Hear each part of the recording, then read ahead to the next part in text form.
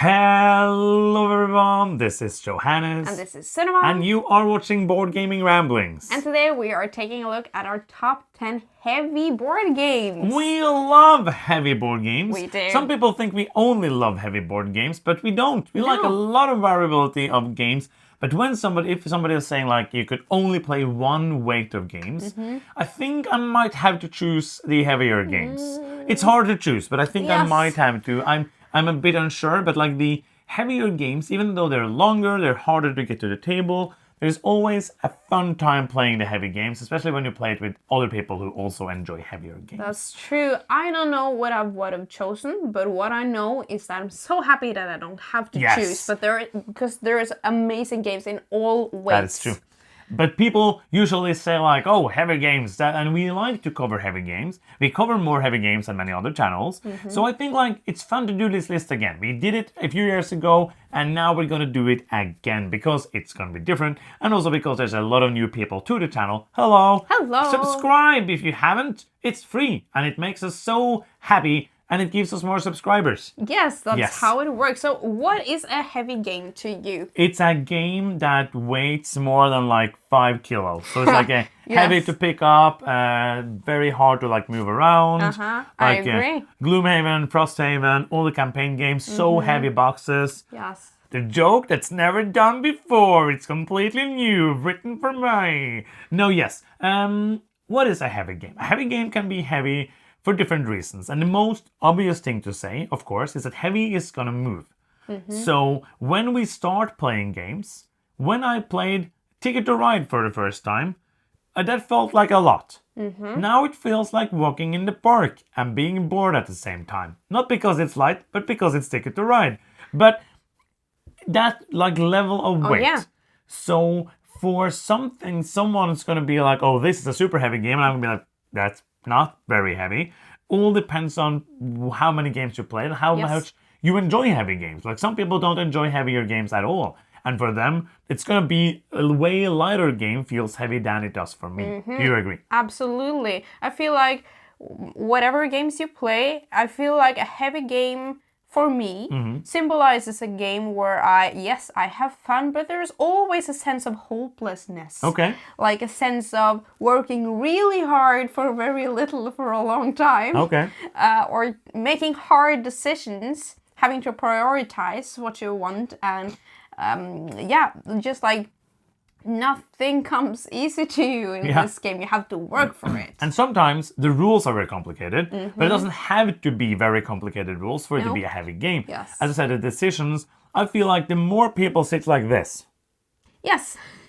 and Less say talking. nothing, the heavier and the better the game is. Yes. So now we're going to jump into it. What is your definition of a heavy game? Please let us know in the comments, and also, of course, let us know how correct or wrong we are with our list. But let's just like, I'm going to be upfront with how I've chosen, because like heavy is different. I'm going to keep it a secret. I've chosen heaviness based on what I now feel is heavy. Yeah. And I'm going now by the Board Game Geek-ish way. So like 4 or more, that's like the heaviest of games. Yeah. That's how I've like chosen to highlight those really heavy games in this list today. I think I went and I ranked by 3.8, I think was my line. Yes. Because some games, even though most people have ranked them as a heavy or medium heavy, which 4 is like a medium heavy, still ends up as a 3.8. So like 3.8 was my kind of ranking. Not that it matters, but it's interesting to know. So if you're like, oh, why isn't this game here? Maybe just exclude it because of that, or just maybe we don't think it's heavy. Are you ready? Yes, Should I am. we begin? Yes. Do you want to begin? I can begin. Do it. I'm beginning with the only game that is ranked lower than a 4 today, and that is Brass. Specifically Birmingham for this purpose. Okay. This was much higher last time I made the list, and it's dropped now, not because it's a lesser game, but for me, I've played it so much. Yeah. So for me, this isn't like this brain-burning, melting heavy that it was before. It's still a really like intricate game. It's hard to play it well. Yeah. It really depends on how the other players are playing, how to utilize your turns. You could be really struggling in this game because you need to manage your income and not like you take loans. That's a big part of the game. How are you going to do that? And also turn order. How do you utilize that? Because when you are trying to build, for example, a coal works, that really depends on how the board state is at exactly that moment. So if you let that moment pass, somebody else will build it and your plan is like utterly screwed up. So this is a game that I love and adore, but it's going to be number 10 this time because the other games are heavier. Yes, I love Bros, but it was never a contender for this list. Ikke sant? Oh, Yes. sorry, Norwegian You just word. spoke some Yes. Norwegian there. I don't look at Bros and feel like, oh, I'm going to play a heavy game. It's I more still of, feel like that to that's- some extent. And you probably might have some games on my list that you don't find heavy. It's 3.8 on board game. Yes. I'm just going to say something out loud, not in my... I'm going to say it in my inside. No, basically that this is my top 10 heavy games, and the order is kind of ranked both by how much I like the game, Yes. but also by the weight. Yes. So it's kind of like Me a too. mixed thing. My number 10 is going to be Small City. Small City might be higher or it might be lower if I were to play it more, because we haven't played it in a while, but it's still that experience and that memory of playing that game is so I'm just getting exhausted just by thinking about it, because you are playing this city building game, but it's very interactive. You only have X amount of each of these tiles that you can build. You want to build the specific ones. You want to build it so that the right things are adjacent to the right things. You want to not be in the first player, because then you get the mayor that's just going to stand on your... And the other players are going to be like, where is the worst place to place him? Over there. So you can build anything you want this round. And you are drafting these special powers. There's like so much stuff going on. We haven't been able to play the deluxe edition with the expansion yet, which I cannot wait to do, because this is a great game that I really like. Might be like the heaviest city building game out there. Probably someone's gonna be like, there's one other one, but like a crunchy, heavy Euro city building game. Really like it. Yes, it's amazing. And it was my number 11, Dun, so it dun, almost made my list as dun. well. My number 9 is Weather Machine by Vital Lacerda. And this is a game that, especially the first time, made me just like, my brain broke, Yeah. I think. Because I love Vital's games. He makes games in the heavy genre. Yeah. Like, all of his games could potentially be on this list. Except Escape Plan. That's true. But the Weather Machine took like the level of interaction in his games and just like turned it up to a level that I haven't seen To 11. before. Yes, and it's just a really great game. I really love it. I know that people are a little divided on this Yes. because it's not Vital's like classic design. You have this one worker that you're moving around, so very in his DNA in that regards, but like... Yeah, and the timing in this game also crucial. Yes. So that's Weather Machine, my number 9. I'm gonna say another rule I impeded on myself Okay, cool. was one less hurt again. Okay, I have not followed that rule. Because without that, this would be like a kind of a top list of the Lacerda games, Okay. and then nothing else, which would not make it interesting for me. I have not been told that rule. No, it wasn't a rule that we had to follow. I just wanted to follow it myself. Cool. My number 9 is going to be Evacuation by Vladimir Suhi. This is not the most rules-heavy game, but the fact that you have these 2 planets, that you are moving these resources, and you can only use the resources on the right planet, and then halfway through the game you're going to be like, oh no, I can't use the energy from the old planet, so I have to be able to move all that energy over to the new planet before using it. I think it is Vladimir's heaviest game, Yeah. and might be my favorite of his as well. It's just like, it's so good, but the brain burningness of that puzzle of the 2 planets is what makes it addition to this list. Yeah, I agree. Absolutely amazing game. And as you said, like, when you learn the rules, you're just like, oh, it might not be this hard. And just like, okay, yes, it is. My number 8 is Madeira. And this is an old classic game that I feel like it will always stay strong, like as one of the first heavy games that fire I've keeps played. on burning. Like, this is a game that I don't know how early in our gaming careers we played. Career. this, but this is one of the, when I play this, I think it was one of, or maybe it was the heaviest games that I played. Yeah.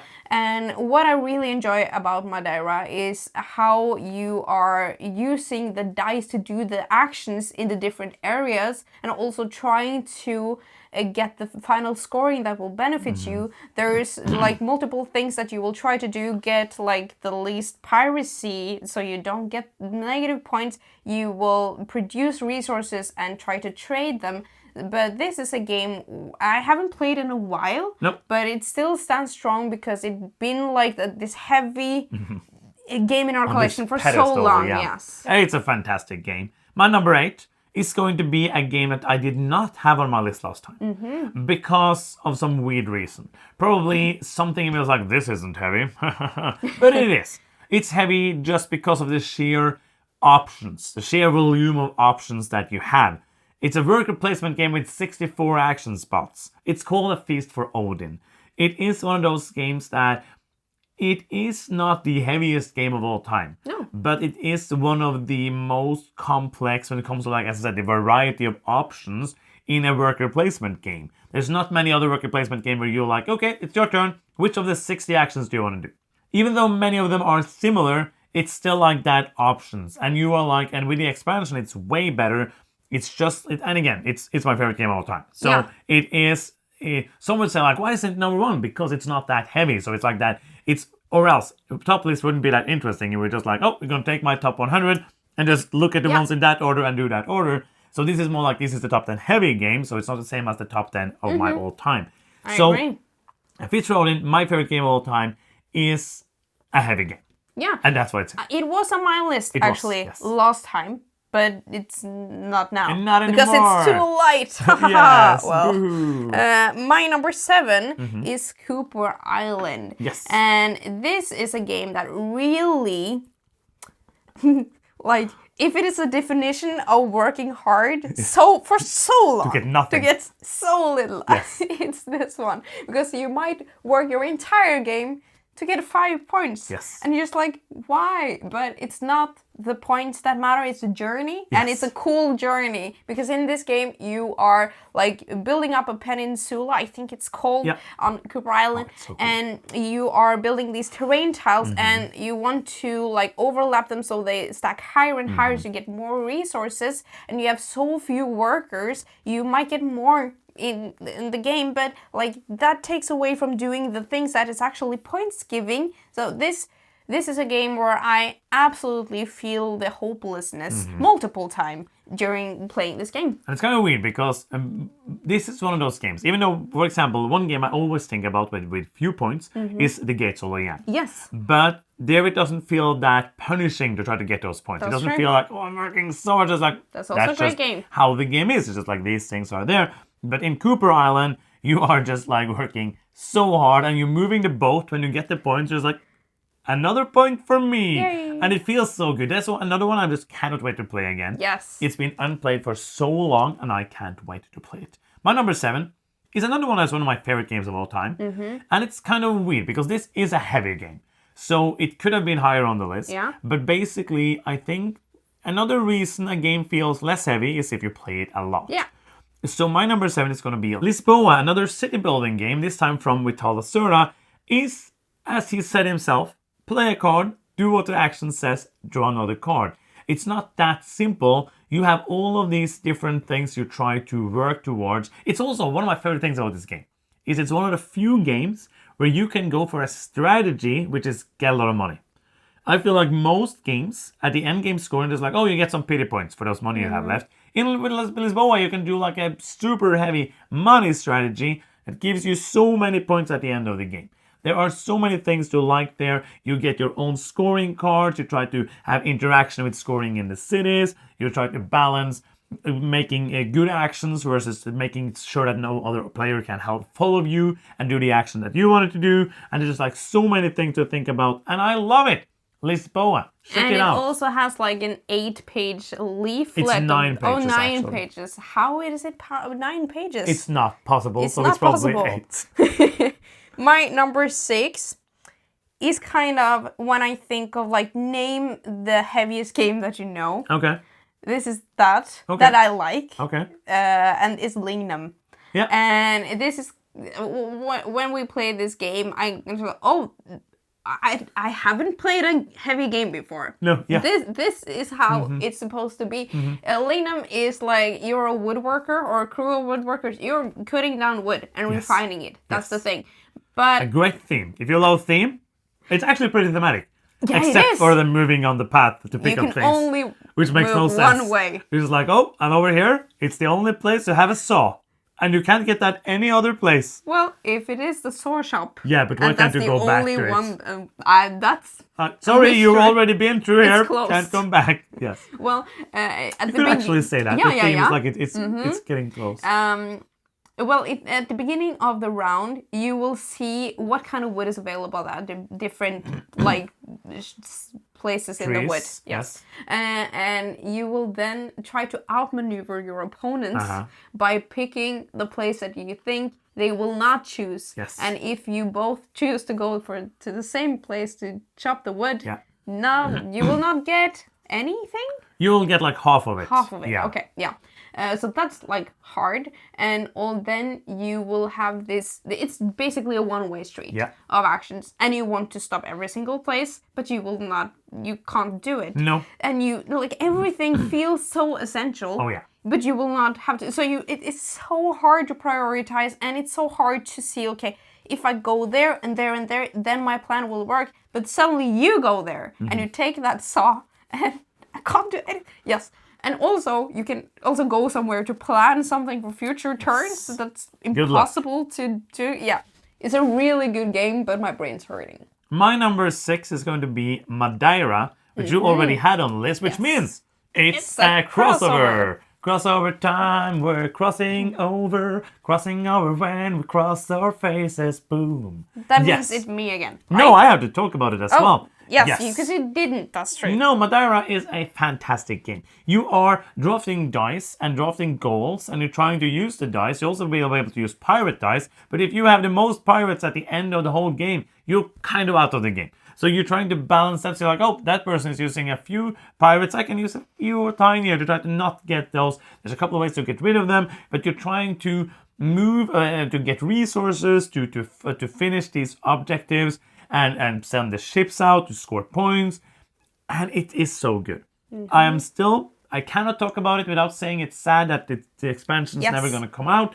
But if you get a chance to get a copy of this game, you should, because it is fantastic. And that's it. That's my number 6. My number 5 Yes. is Age of Innovation. And Okay. this is basically the new version of Terra Mystica. Yes. And which is similar to Gaia Project, but I really like the new implementation that Yep. they've made with Age of Innovation, and it still keeps that core concept of having always too few resources. Yep. And you want to build the cool buildings, but they are crazy expensive, and when you build them, you take away the small buildings that give you income, which is also super important. And this is a game that I think also was Terra Mystica was one of the heavy games that we played pretty early that just melted my brain. But still, every time I get to play one of these games, but in this instance, Age of Innovation, I forget how hopeless I feel in the beginning. Yes. I can't do anything. I don't get anything done. And then boop, boop, boop. And you're just oh, I got points. Yes. A total surprise. And that's why it's not my number 5. Is this ranked higher than 4 on BGG? Yes, it is. That's pretty surprising. Because I feel this is lighter than a Terra Mystica, because you remember we felt like it was a bit lighter in economy. I haven't compared those two. So this was again almost on my list, but it would be like a 12 or something like that. So it's a 425. Okay, I think that's high. I'll check Terra Mystica. Yes. It's 397. Which is pretty weird. I don't know if I agree with that. No, probably maybe even more people have been able to play Age of Innovation, even though it's newer, it's more available maybe. Maybe. We will see. It's gonna probably maybe be lower. My number 5 is gonna be another crossover. Crossover time. It's a crossing over on the Cooper Island. Cool. Cooper Island As I said, it's so good. The workers, you get like basic workers in the beginning, then you can get upgraded workers that are better, but then you spend time getting them, as you said. And I really love the 3D of building up that peninsula and building up that, trying to get the terrain pieces. All of that is so good and it's so tight. It's just like, as I said, it feels like you're working, and then you get a point. If you're lucky, you might get 2 if you're super lucky. I think I played this game and got like 8 points. I say maybe 4. I think I played a bad game of this in 2.5 hours, got 4 points. Which Feels so rewarding, but it's so good. I really, really like it. That is why it is my number 5. My number 4 is, let's see here, it is Evacuation. So we've got ourselves another crossover. Okay. I was not thinking you would get it here because it was this high. Well, I love Evacuation. Yes. I don't know. I think it was my favorite game of last year. Yes, we already forgot because it's so long ago. And it's already crawled its way up to my top 10 of all time. Yeah. So this is a game that I love and adore. And it's, as you said, like that mind-boggling concept of having 2 separate economies that you have to manage, and all the different reasons to doing different things. Like, I really want to do this action so I can make this happen, but then my value is going to exceed the number that I need for this bonus that I really want. So the constant decision making of how to get from the one planet to the other is a superb game that I love and adore. My number 4 is going to be the game that takes the most time to set up of all the games. I think of all the games I've ever set up, this is the one that takes the most time. If you're doing it by yourself. If you don't do it at all, which Sunniva usually does, she doesn't think about that. That's true. She doesn't know I spent 90 minutes setting up the game. But luckily the game is good and it's also longer than 90 minutes to play. And it's called Voidfall. Voidfall is a big box game. It's a lot of fun. It's a lot of time to set it up, but especially since it's hard to set up. But when you played it a few times, which we won't do because it's very hard to set up and very long, you will get a rewarding experience. You will play a great game where you have this super cool system of playing these cards that let you choose which actions you do. Based around that, super duper cool. I love doing everything on the map except getting attacked. But that doesn't happen too often. Luckily, you can do like more attacky maps if you want to. But a super great game that I love. It's a newer one. So it's still like fresh in my mind of those plays that we played. Really like it. That is why it's here. Cool. My number 3 is Voidfall. Oh, almost perfect crossover. Almost a perfect crossover. Crossover, crossing waves in the Voidfall. But I agree. This is also one of my favorites from last year. Also made its way up to my top 10 of all time, I'm pretty sure. And it's because it's amazing. But managing, like, because you're at the beginning of the round, you will get information how many cards you're going to play. That's true. And then at the beginning of the round, everybody's sitting there in just like your own head and being like, okay, I can play this and do these 2 actions and then this. But then I get a corruption. I need to get rid of that because, or else I'm not going to score anything for this track. And like, this is without people coming and screwing like with my planets and stuff. Like, but it's an amazing game, and I really want to play it again. But I don't know if I want to set it up and tear it down. Guess I'm gonna do it then. Yay! Yay! My number 3 is gonna be another newer game. It's gonna be Hegemony. Hegemony is a very heavy game, especially because it has 4 different factions that's gonna play differently. Probably good to play with people who played the game before. Yes. Or play with like a similar range of level. Or else somebody's probably gonna win because they know what's going on. We haven't played enough to be like, oh, you're playing that faction, so you have to do this and that. So it's still like exploring and trying out different things, not understanding half of what you're doing, but having fun nonetheless. And it's very thematic. We don't usually care about theme, but Trevor was like, oh, that's how it is in real life. I'm just saying that when you play it. And it's pretty fun to play a kind of simulation on economics and real life like that. And it's also a very fun game, Hegemony. Hegemony. I think Hegemony is really good, but this is over in the genre where it's more work than pleasure for Okay. me. So Yeah. yeah, absolutely, super heavy game. I think it's super cool, but the reason it's not on my list, spoiler alert, Dun, dun, dun. is because I don't want to play it because it's so So heavy. much stuff going on, yeah. It's an event game. You need it's a good for a con or something like that where you can plan ahead, everybody knows the rules, and you can sit down and play it. That's true. My number 2 is Kanban.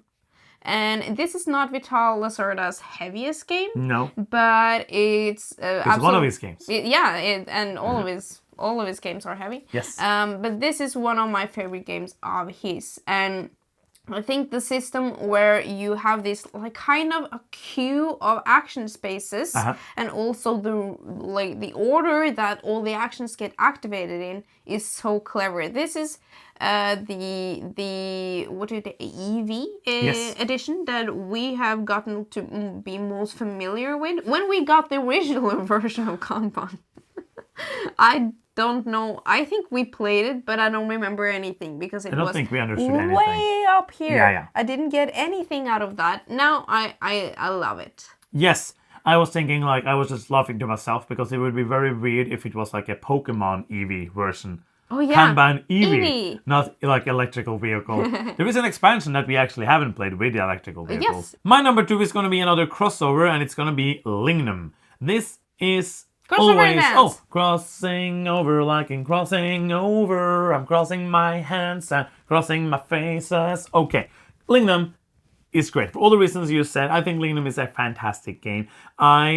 I think I said it many times in this video. I think this is a fantastic game, but it is all because of these all are of these amazing games. games. Great.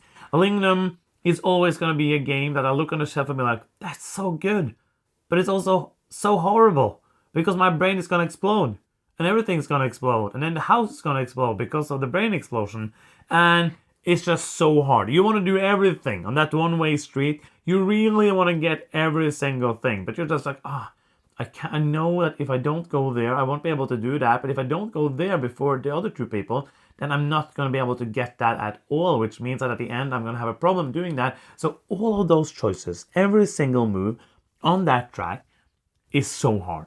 And it makes the game so good and so rewarding when you get something actually to work. When you get it to work, it feels so good. I love it. I love it. I love it.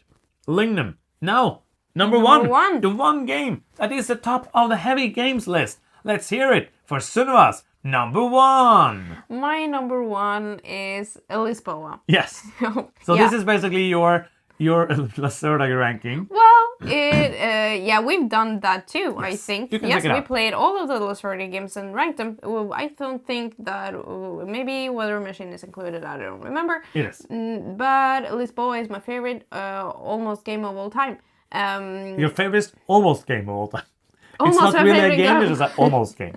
Well, as you said, to us now, because we know the rules, Yeah. so now it doesn't feel like that heavy anymore. But last time we played it, I was thinking, this is gonna be a walk in the park. I know this game now, and as Vital says, it's just play a card and do what it says, but it's so much more. This is a game where I do an action and I pay 2 resources to do that action. I get 1 back. Yes. And I'm just like, wait, what? How am I gonna accumulate more stuff throughout the game? And then you will get to that. You will have money somewhere along the line. You will get positive things. But in the beginning, even for us that play the game several times, it's just so yeah. I still feel like this is really heavy, even though we played it a bunch of times. It is, and it's so good. It is. I just want to play it. And then we have my number 1. Your number 1. Which is a game that it's I know what game heavily this is. into your too much work This category. is too much work for me. It's a 5 to 6 hour long game called Arkwright. Yeah. Arkwright, I think it's going to be hard to dethrone from the top 10 heaviest games because it's just the quintessential heavy game. Everything you do is horrible. Everything you do is very interactive. You are building factories, you're trying to get workers to work in those factories, and then you sell things, but then most of that money goes back to those workers who work there. And if you are like not looking out for the other players. Someone's gonna be like, oh, I'm just gonna make the same factory and sell things a little bit cheaper. So you don't have to sell your things, and then you're gonna have a big problem because now you have to pay those workers and you don't have money, so they will stop working for you. And even though you might take contracts from other countries, and if you don't fulfill them, they're gonna be like, that's fine, just give us more next round. So you're gonna be in this loop of horribleness, and you have so many options of upgrading, getting different abilities, doing all these things to make your strategy the way that you want to make it, and have a fantastic time. I want to play it more. I know it's going to be hard to get it played, but I know you're going to be able to play it once in a while because you do have some fun while you play it. Yes, I think it's an amazing game. But this, as you said, this is too much work. Yes. It's just like this balance. And just like, oh no, it's too heavy. Yeah. So yeah, that's why it's not on my list, because I really like the concept, but I don't want to play it like in real life because my brain hurts too much. And this is the end of the list. It is. It was so much fun to do a top 10 list again. We haven't done one in a while. So we hope you enjoyed it. Please let us know what is your favorite heavy games. And subscribe. Yes. Because you can. It's very simple. It's not that heavy. We believe in you. Yes. You just click that button and you are a subscriber. Cool. And that helps us to get more subscribers. Yes. And fame. Thank you so much for watching. I'm Johannes. I'm Cinema. And you've been watching Board Gaming Ramblings, and bye-bye.